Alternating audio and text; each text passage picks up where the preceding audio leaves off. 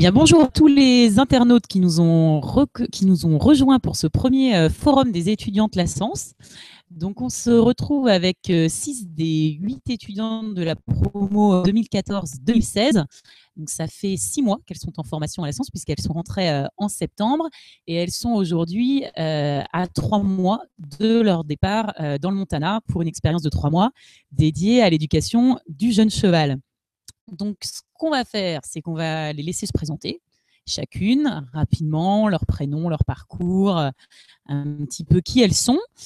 Et puis, ensuite, on va leur poser les questions que vous, internautes, puisqu'il y a plus d'une quarantaine de personnes qui nous ont envoyé différentes questions, on va leur poser en direct. On a choisi de sélectionner les questions qui étaient plutôt du côté de la vie de la Sens du quotidien, puisque tout ce qui est administratif, vous avez toutes les informations en ligne. Et puis surtout, n'hésitez pas à nous contacter par téléphone ou par email. On vous répondra avec le plus de réactivité possible. Donc voilà. Et puis en plus, on est en direct pour les questions interactives. N'hésitez pas à nous rejoindre sur YouTube et nous poser les questions sur la page Facebook de la Sens. On y répondra en direct. Donc je vous laisse vous présenter, les filles.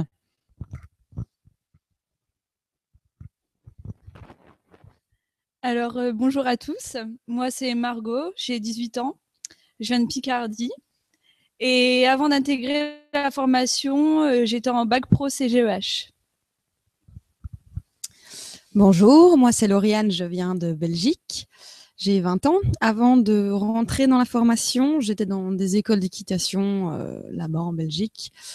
Et j'étudiais plutôt tout ce qui était montée à cheval et tout ce qui est théorique. Et voilà. Bonjour, moi c'est Louise, j'ai 20 ans. J'ai passé un bac S. J'ai fait 2 premières années de médecine vétérinaire en Belgique pour me réorienter dans le monde du cheval et je viens de Strasbourg. Bonjour, moi c'est Flora, je viens de Bretagne. Avant de venir à la Sens, j'ai fait un bac pro CGEH et ensuite j'ai déjà fait 1 an à la Sens. Bonjour, moi c'est Léa, donc j'ai 18 ans, je viens de Franche-Comté et j'ai passé un bac S avant d'intégrer la formation.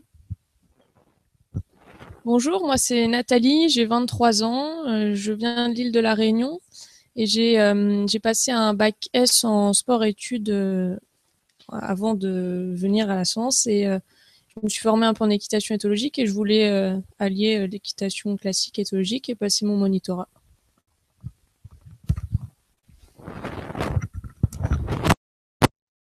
Que vous posent les internautes, c'est pour intégrer la formation, faut-il avoir passé des savoirs éthologiques? Donc non, pour intégrer la formation, c'est pas obligatoire d'avoir des savoirs éthologiques.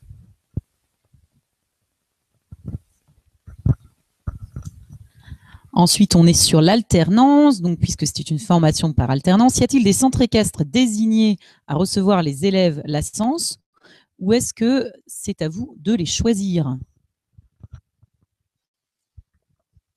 Alors, avant de rentrer en formation, donc la Sens nous aide à trouver quelques centres équestres en nous donnant une petite liste des centres équestres aux alentours qui seraient prêts à nous accueillir. Et après, on a juste à aller les voir et à se renseigner s'il n'y a pas d'autres centres équestres. Donc, c'est un peu des deux. On peut choisir son centre équestre et en même temps, on a des... Question un petit peu plus personnelle et je pense que là, chacune va pouvoir donner un peu son avis. Est-ce qu'à la fin, vous êtes sûr que le titre octroyé par la formation fera de vous quelqu'un qui aura des facilités à exercer dans ce domaine?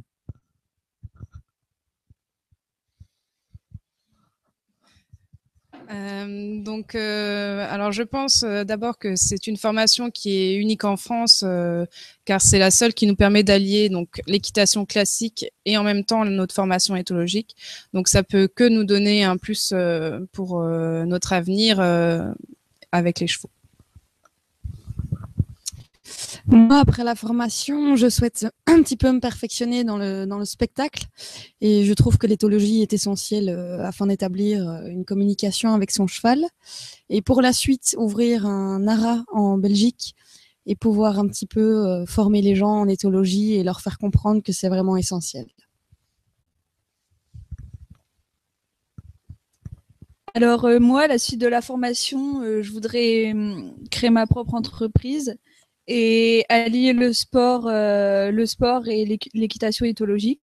Donc oui, je pense que la formation nous permet d'être connus par la suite.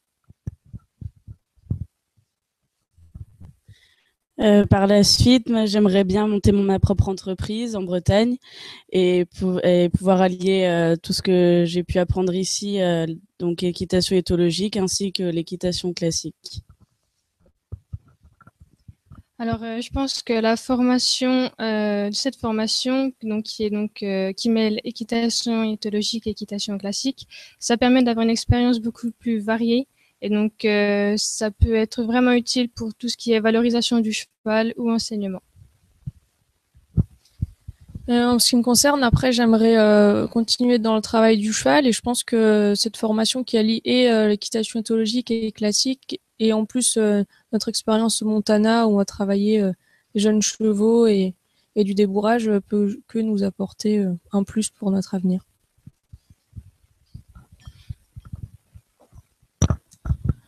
Est-il possible de venir avec son propre cheval et quel est le coût supplémentaire? Alors, on n'est pas obligé de venir avec son propre cheval. Par exemple, moi, je suis venue sans aucun cheval. Donc, c'est tout à fait possible de suivre la formation sans aucun cheval, parce que ça permet de pouvoir avoir beaucoup plus d'expérience aussi, de pouvoir bien progresser quand on peut monter différents chevaux. Et donc, de savoir et apprendre à monter tous les chevaux différents.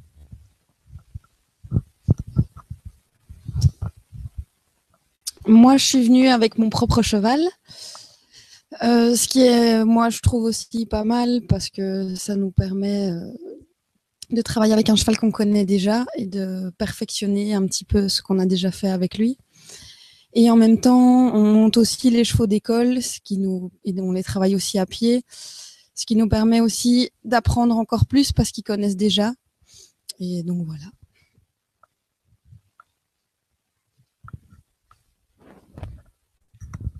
Sur les tarifs, du coup, vous n'avez pas répondu. Les tarifs, c'est une pension traditionnelle. On a un tarif pour les étudiants, mais ça, il faut se renseigner directement auprès des équipes à la Sens. Alors ensuite, on va passer à la journée de sélection. Donc, on a organisé l'année dernière 2 journées de sélection. Il y en a 4 parmi vous qui étaient à la première et une à la seconde. Donc, elles vont vous raconter un petit peu cette expérience. Alors, en ce qui concerne la journée de sélection, on a eu d'abord une épreuve à cheval où on était noté sur le plat, sur le dressage, tout ce qui était mise en selle. Et après, on a eu un petit parcours d'obstacles à faire. Après, on a eu un peu d'éthologie, on travaille à pied, et suivi d'une épreuve sportive où on devait un peu courir, etc., sur un test d'endurance.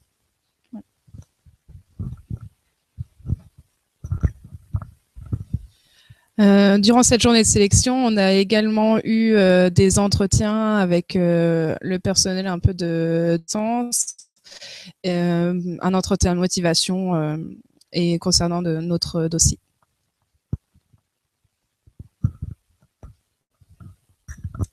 Il y avait également la question de comment l'intégrer. Donc, comme vient de le dire Louise, l'intégrer, c'est une sélection préalable sur dossier.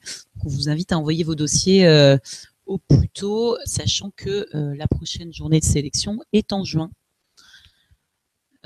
Concernant les interventions des professionnels pendant la formation, donc une question, y en a-t-il beaucoup des interventions de cavaliers et de professionnels de la santé équine?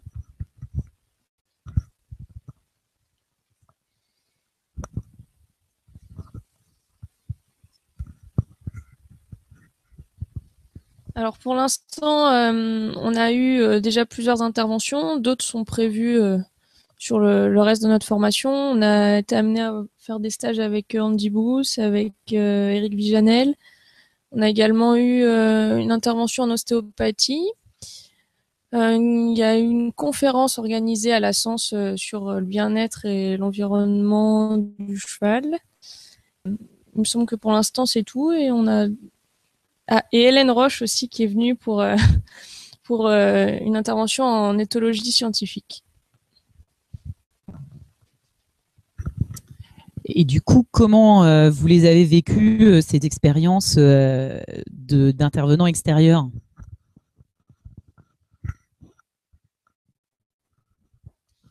Alors moi personnellement j'ai adoré, j'ai trouvé que c'était vraiment super instructif. Déjà avec Hélène Roche, c'est une autre approche, c'est un petit peu plus théorique mais c'est tout aussi important que le pratique. Avec Andy Bruce et tout ce qui est cavalier, c'était super intéressant. Avec Eric Viganel, c'était un petit peu une autre manière de voir les choses. C'est un cavalier de complet. Moi personnellement, je fais pas beaucoup de complet, donc ça m'a permis un petit peu de voir autre chose.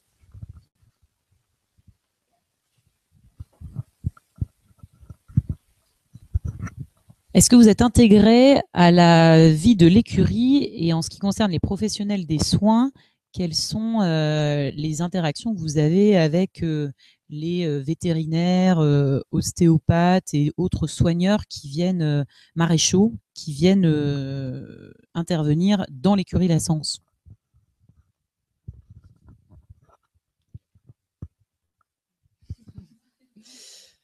Alors régulièrement, donc on a affaire à plusieurs personnes de la branche médicale à la Sens. Toutes les semaines, il y a le maréchal Ferrand qui vient, donc il y a possibilité de regarder un petit peu ce qu'il fait. Pareil, quand le vétérinaire est là, on tient souvent les chevaux. Et quand l'ostéopathe vient régulièrement, on peut avoir des explications en détail sur comment il procède.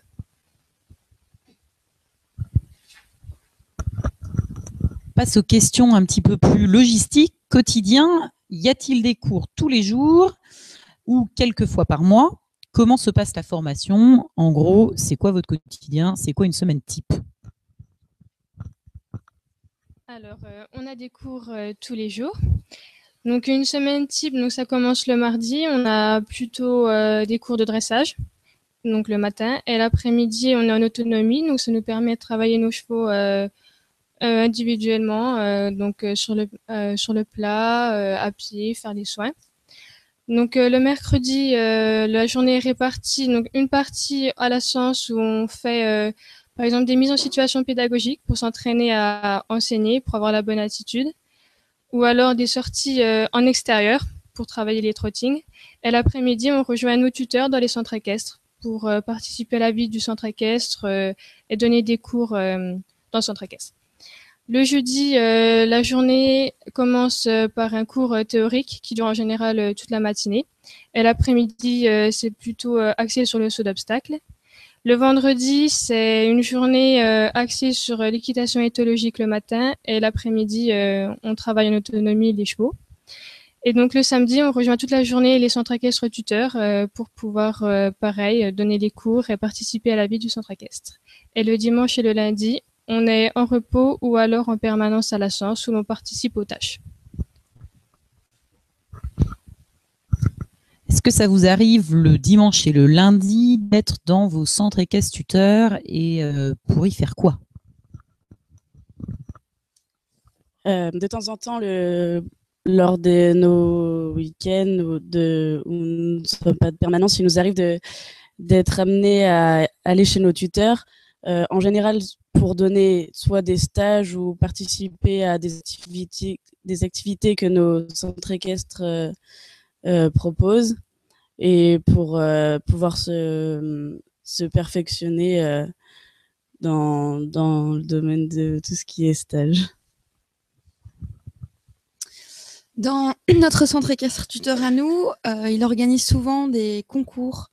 Donc, on y participe. On peut être secrétaire de dressage, ce qui est super intéressant parce que du coup, on peut voir comment elle cote, ce qui est intéressant pour gagner des points. En saut d'obstacle, généralement, on est là pour remettre des barres ou simplement pour aider nos cavaliers qui vont rentrer en piste et faire le concours. Il Il y a également du cross où on vérifie que les cavaliers passent bien tous les obstacles. Et c'est intéressant parce qu'on peut voir un petit peu toutes les manières de comment les gens préparent leurs chevaux, comment les gens réagissent s'il y a un problème pendant le parcours.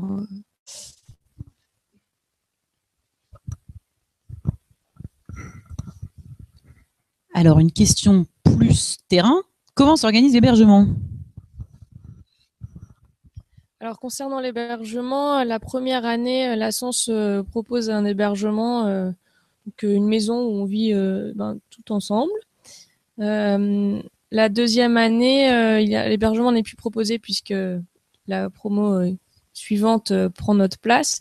Et donc, la deuxième année, on doit se trouver un logement par nos propres moyens. Et cette vie à la maison, qu'est-ce qu'on en dit? Alors, la vie à la maison, c'est une vie.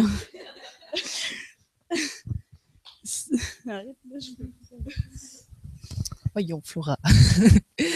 La vie à la maison, elle est plutôt sympa. On s'entend toutes très bien. Après, ça reste une colocation, donc il y a des hauts, des bas, mais on essaye de tout faire pour que ça se passe bien.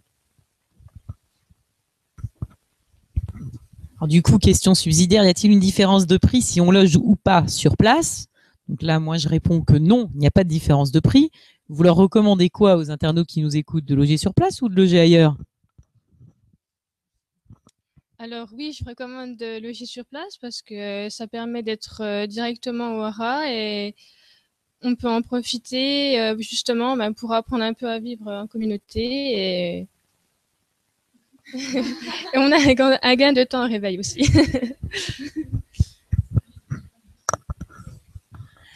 Alors, beaucoup de questions sur la période au Montana. Donc, une période de 3 mois qui commence autour du 15 mai pour se terminer autour du 15 août. Vous êtes à 3 mois de votre départ. Comment vous êtes organisé pour ce... Alors, pour ce voyage, ça nous a demandé pas mal d'organisation. Donc, les billets d'avion sont à prendre, sont à notre charge. Donc, on a dû s'occuper de réserver les billets. Donc, moi, j'ai la chance d'avoir ma sœur qui travaille sur une compagnie aérienne et qui nous a beaucoup aidé pour ça. Voilà, on a dû s'organiser pour être tous sur le même vol, arriver à la même heure, et ce qui n'était pas forcément évident. Il fallait prévoir à l'avance d'avoir bien les passeports dont on avait besoin pour aller aux États-Unis. Donc voilà, donc on vient seulement de prendre nos billets et soulagés. Petite question subsidiaire. Est-ce qu'on vous laisse tout seul au Montana ou est-ce que vous y allez à 7?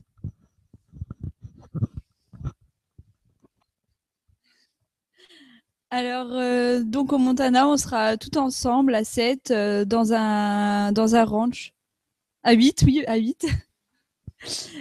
Dans un ranch de la Sens, encadré par des professionnels qui seront sur place.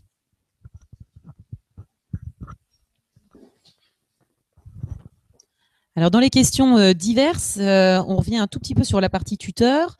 Est-ce que vous enseignez l'éthologie dans les centres équestres lorsque vous y êtes les mercredis, les samedis et parfois les dimanches? Alors, on a des cours, nous, qui nous sont attribués et donc qu'on suit toute l'année et que nous devons, donner le mercredi et le samedi. Dans notre centre équestre tuteur, on organise quelques stages pour former la population du centre équestre à l'équitation éthologique et ça, en général, ça plaît pas mal. Donc chez nous, déjà, on a la chance d'avoir beaucoup de jeunes chevaux et beaucoup de gens qui manipulent tous ces chevaux, les sortir au pré, etc. Et donc c'est même un besoin de former un petit peu les personnes du club à comment manipuler, comment mener un cheval en main, etc. Et donc on a vraiment carte blanche pour pouvoir éduquer autant les chevaux que les hommes à l'équitation éthologique. tout au long de notre année. Et à la vie à la Sens, lorsqu'il y a des stages grand public, est-ce que vous participez à ces stages et dans quel cadre? Voilà, alors par exemple, ici ce week-end, il y a eu un stage du degré 1 et 2 et on a eu la chance de pouvoir participer, de pouvoir donner des conseils aux gens qui étaient présents à ce stage, de pouvoir les corriger ou les mener vers des bonnes réponses.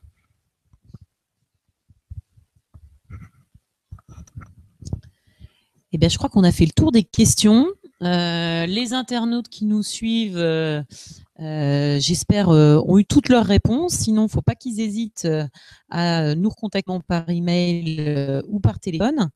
Et puis, de toute façon, eh bien, on va en refaire des forums avec des nouvelles questions. Et une fois que vous aurez plus avancé en formation, puisque là, on est à 6 mois, c'est-à-dire qu'on n'est pas encore à la moitié des 22 mois de formation, on en refera un peut-être juste avant votre départ dans le Montana, quand l'excitation sera à son comble, et puis peut-être à votre retour pour que vous partagiez votre expérience avec les internautes.